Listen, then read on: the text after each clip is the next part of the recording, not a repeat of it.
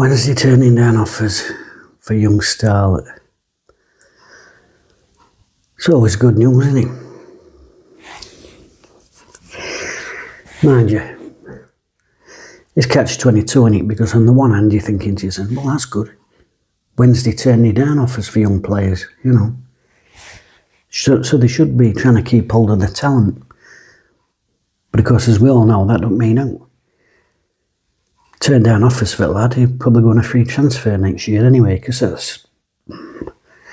that's how we tend to go about things, isn't it? We talk about youth team a lot, don't we? And our mate at work, United fan. And it's one of their things that they're always proud about is the money they make out of the talent they produce from academy. And I think about Wednesday and do we really make any money out of academy? Not really. There were a couple of lads we lost to Brentford the year, obviously. George Erstick news this week, he's, been called up to the Scotland squad. There's another player we got out for. I mean, Leicester did stiffers with Belgian sidestep and all that, but whenever... what's the difference? Well, obviously they invest into their youth players and blah, blah, blah, but I think what they've got is their young players have always got a pathway into the first team, haven't they?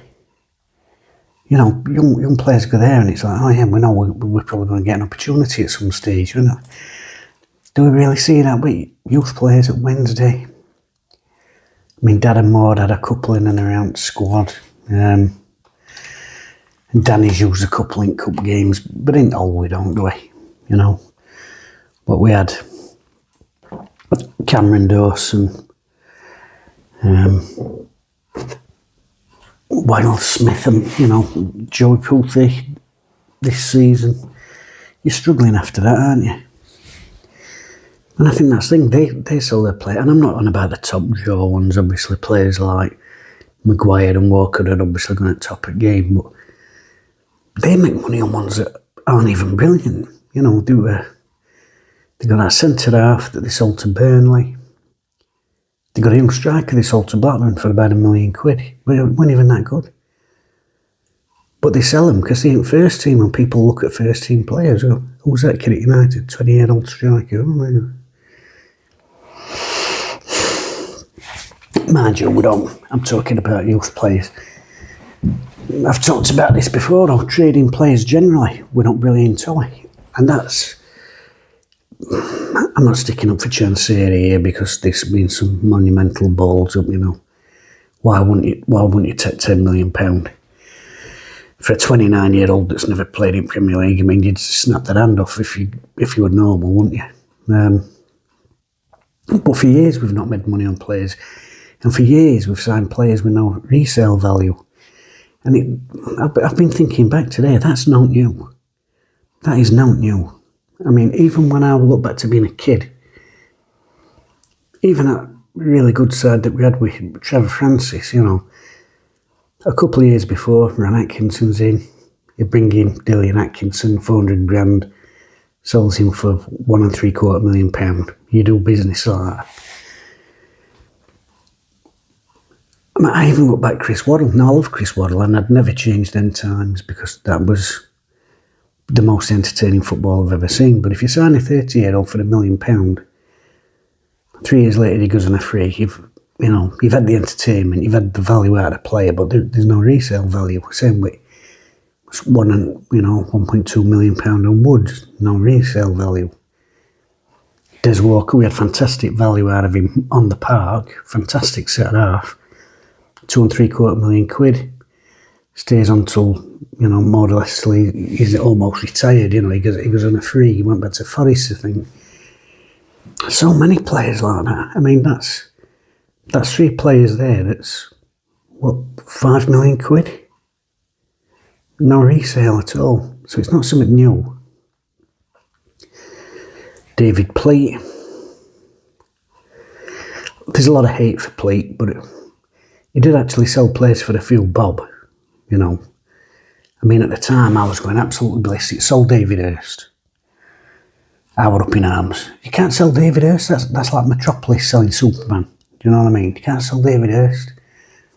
I look back on it now, as an older man, I think, well, David Hirst was Superman. But, you know, them kryptonite boots at Arsenal back four had fucked him. And I think Hirst had probably admitted himself, I think he has admitted in papers in past, he probably didn't look after himself in best way on them rehab programmes, probably rushed back. And got to be fair to David Pleat, he once said something, and it did make me laugh. He was being interviewed on pitch, I can't remember who he'd played. And then he news on David Hirst coming back from his most recent injury. And he said, yeah, well, David's on the rehabilitation programme and I've had a word with him about this sort of how do you mean you've had a word with him? Well, there's things he can do better to help himself. What's that? Keep pushing him.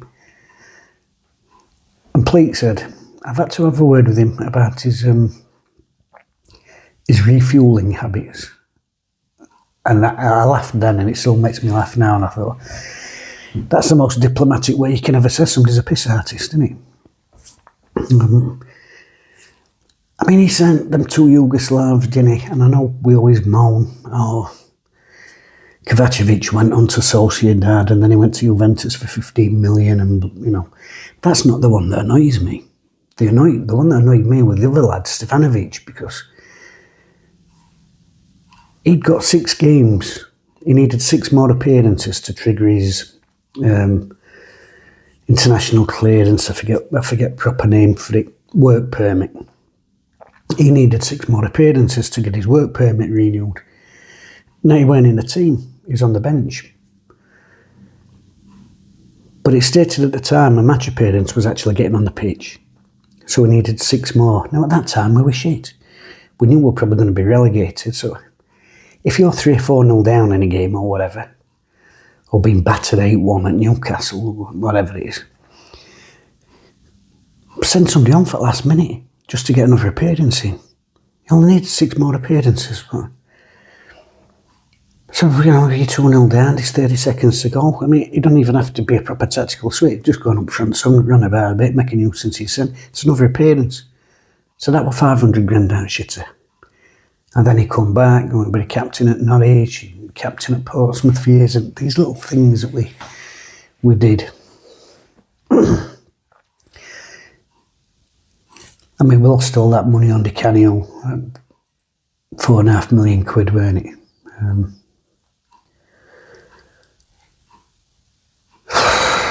So, like I said, it's not a new thing that we lose money on players.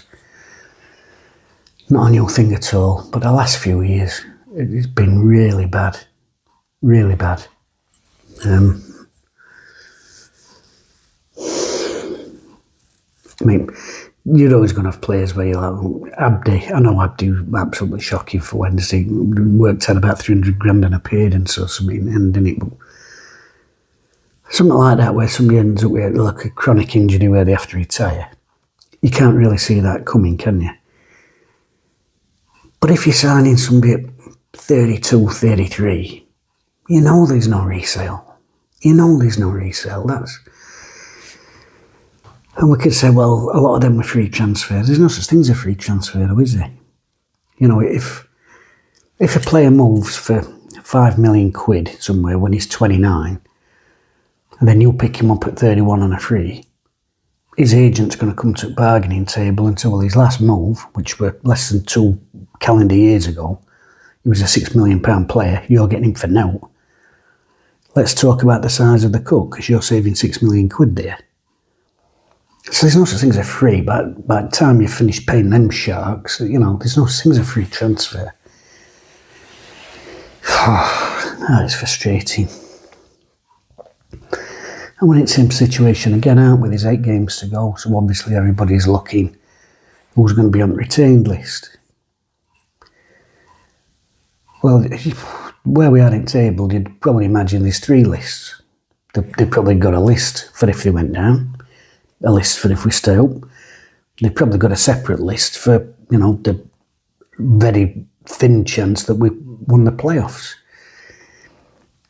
Maybe it's not that thin, you know. I mean, Huddersfield went up with a year, they never scored a goal in open play, did they?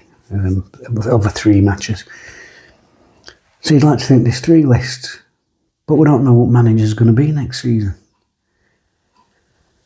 We know it probably ain't going to be, but we don't know what manager's going to be. There's talk about Pedersen, isn't there, which a continuity. I think most people would accept that. Oh, Wednesday, a little bit of continuity, good. And then if they have made 3 lists, Pedersen's probably been involved in that process as one of coaches. Right, he can work with them lists that we've already got, so we're not scrabbling about in summer at last minute, 3 days before the season kicks off. I know, who can we get in? Not that I won't got Danny to go. There's been talk about Rafinha going to Southampton. I can't see it. Obviously, he's in French league. I think they're in the European spots team that he's managing. I think they're only about 4 points off a Champions League spot. Nobody's going to leave that for Southampton with best will in the world, you know, unless you don't like living in France.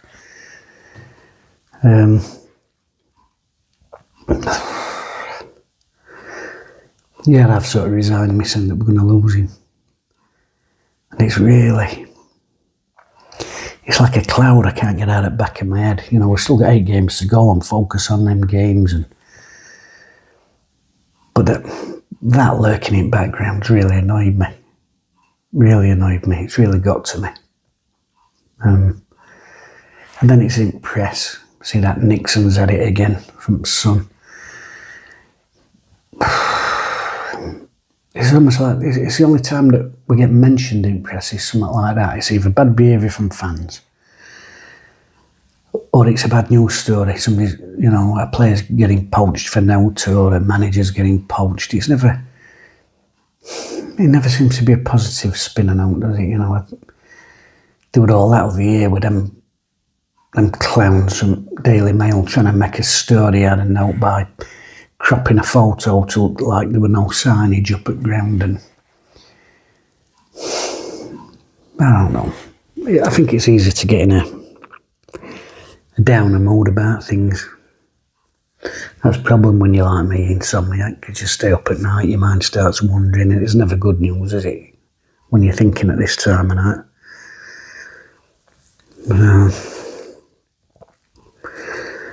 This has all just come off me reading that about young Karamatri being sniffed by a lot of Premier League clubs. I don't know. Like I said, retained list, you don't know where you're going to finish. You need to know where you're going to finish. Fullback, well, I think you keep Valerie. You probably keep Valentin. People always say get rid of Liam Palmer, but you know, you can play anywhere across back forward, and we aren't knowing what you've got to spend in summer, you know. How much does a defender cost that's 22-year-old who can play anywhere in back four? Left fullback, how old's Marv? 31, 32. And then you start looking into, you know, start looking at midfield. I mean, I've been panicking for the last 18 months to a year about us not having enough set of halves of the quality that we need. Suddenly I'm looking at squad as we're coming into this last 8 games. I'm suddenly starting to look at centre and midfield, and I'm thinking, well, hang on, Bannon's going to be 36, you know, at midway point in next season. Armstrong, what's he going to be, 32? Shea Charles will be back at Southampton, and in this division you presume he's going to be starting every week for them, or unless they sell him on to another lower end Prem club. Chalabar, like him, quality, really pleased we managed to get him in summer, but he's come with an injury. He's had games when he's come on and looked really good, but there haven't been many. There haven't been many games, you know, and he's, 31? But you start looking at it and you think, that midfield starts to look a bit threadbare in there, you know. Up front, you know, Smithy, be another year older, Pato, same. I mean, we've got Ugbo, who looks completely shorn of any confidence whatsoever. I mean, that's £3 million that, you know, you're not going to get back. In fact, that's £3 million that we're probably still paying next season. I mean, it's not like old days you buy a player for 200 grand, there's 200 grand. You know, it's like, well, there's a bit, then there'll be a bit more and a bit more. You know, we might still be paying for him in 18 months, 2 years' time. And I don't know what you do about him. He looks completely shorn of any confidence whatsoever. I don't know what you do with him. Where I think it is a shame, and this is modern football full stop, and I've said this before, Reserve League, the old Central League, you know, I know you're allowed a couple of overage players in under 23s, but even then you're playing against kids, you're playing against young lads. A proper Reserve League, something like that, just add a spotlight, get 90 minutes every Tuesday night or whatever night you're going to have it on, and go out and score some goals, just start finding it back at net again, you know. But there isn't that, is there? There isn't that. I think there's a shout to bring Reserve League back, but as I said many times, I'm just a dinosaur. So up front, I don't know what you do there. I mean, Bailey Cadamarci back from loan at Lincoln, obviously got an injury. I don't know what crack is with that, but you'd think next season, if we're not going to spend out, he's got to be in and around starting 11. Looking at a start. I mean, he's scored goals in this division already, and he's only 19 years old. And again, if you're playing a player like that, clubs look. Oh, young lad here playing in Championship, worth a sniff. I don't know what you do.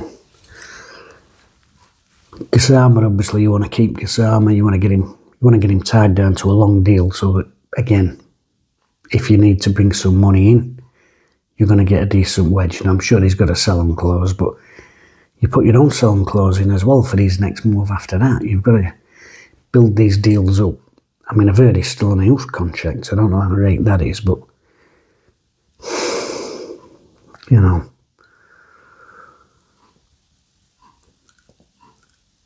I am generally I start pre-season very optimistic, but I'm already thinking about next season, and I'm like, oh, where are we going to be? Who we're going to have? Like I said, I'm looking at team, and our best centre half this year is a left back. You know, there's no other way of saying it. Our best centre half this season has been a left back. That's something that needs addressing. The goalkeeping situation, obviously, Beadle will go back. I'd imagine Charles will start next season, and good. But I think it's a case that whoever manager is, I think we're going to have to show a little bit of, it sounds daft as well as fans, because we've shown 25 years of patience, but we're going to have to show a little bit of patience. So if we've got, you know, young Charles in net, if we've got Bailey Cadamarci starting at number 9, might even be a case that, you know, O'Neill comes in and we start looking at giving him some time there. Going to have to be patient with him. Young lads finding the way, and they're going to make mistakes. And are we a patient enough fan base? Like I said, I know that sounds harsh because we've been patient for 25 years, and you know, the sort of most we've had to show for that patience is a couple of promotions from 3rd division. So asking for a bit more patience, you know, especially with prices we're paying, I think that's where the problem comes in. If you're saying we've got an 18-year-old kid in net, we've got a 19-year-old striker, they're coming through youth system, they're going to make mistakes, we're not going to be challenging for the title. If you're paying 15 quid for a ticket on Cop to watch that, I think you're accepting of that. Yeah, we're watching young kids making away, you know. When you're paying Premier League prices, I don't think you're wanting to watch kids. When you're playing Premier League money to sit in an old stadium, you want to know that money's been invested on pitch, and you're seeing players who are capable of pushing for the title, who are capable of pushing for a top, you know, a top 2 spot. But again, even if you've got money to spend, how are you attracting them players to club? Because generally, our main selling point, and I mean this, our main selling point to a player coming in is You're going to play in front of a decent crowd here, you know. You can go to Premier League clubs that's only pulling half attendances of what we're pulling in here. I think that's your only selling point. You're not going to take them to Middlewood Road and say, just look around these state-of-the-art facilities here. You know, you look at other clubs, they've got beds. No, don't bother going home, have a snooze here.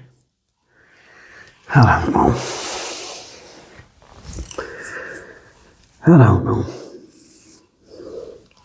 I think that's why it's frustrating, because it's not a lack of effort from players that we've seen. I think they're getting everything they've got, and all of them's obviously got different levels, and they've given it this season. I think you look at the work the coaching staff have put in, and you can see the work rate that's gone in there, and the effort and the application from everybody involved. But it does need investment. Investment in training ground, investment in team. And yet it seems like the only way that we've got to raising money is putting ticket prices up all the time, which, folks love the football, and they love the football, and they love the experience of the football. It's not always, I'm at a match because I know I'm going to see Wednesday win.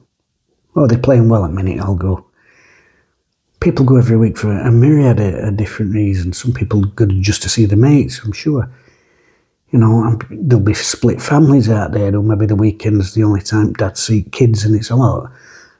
That's something that me and my dad do at weekend. There's all these different reasons people go to games, so there'll always be good attendances. But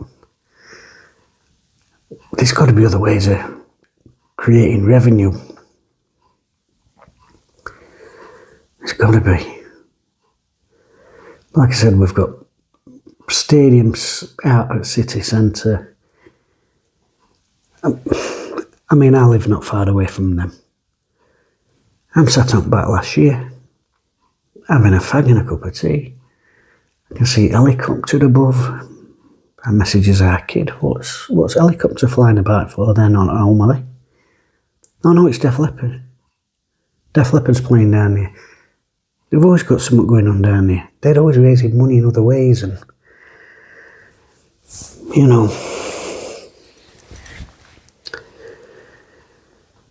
frustrating. Anyway, we'll see how we go.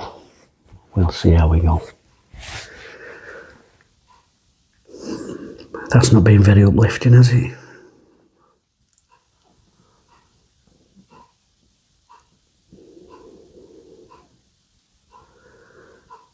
Old David Pleat. I've had to have a word with David about his refuelling habits. That's